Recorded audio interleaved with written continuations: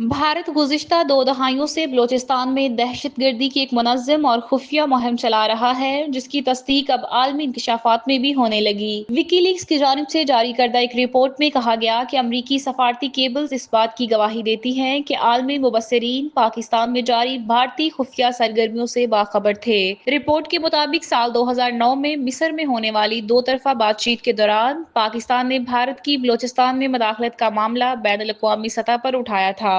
बाद अज़ां 2015 से 2019 में पाकिस्तान ने बाकायदा तौर पर अक़वाम मुत्तहिदा को भारतीय मदाखलत से मुतालिक तफसीली डोजियर भी पेश किए। साल 2016 में भारतीय खुफिया एजेंसी राग के हाजिर service naval officer Kulbhushan Yadav को बलूचिस्तान से गिरफ्तार किया गया, जिसने दौरान तफ्तीश बलूचिस्तान में तखरीबकारी, बम धमाकों और अलहदगी पसंद नासर को सपोर्ट करने जैसे संगीन जुराइम का एतराफ़ किया। कुलभूषण का एतराफ़ आलमी सतह पर भारत के खुफिया अज़ाइम को बेनकाब करने में अहम संगे मील साबित हुआ। साल 2023 में अलहदगी पसंद कमांडर सरफराज बंगलजई और गुलजार अमाम शम्बे की गिरफ्तारी और इनके एतराफ़ ने एक बार फिर पाकिस्तान के इस दरीना मौक़िफ़ की तायद की कि भारत बलूचिस्तान में बदअमनी को हवा देने और दहशतगर्दी को फ़रोग़ देने में बराह रास्त मुलव्विस है।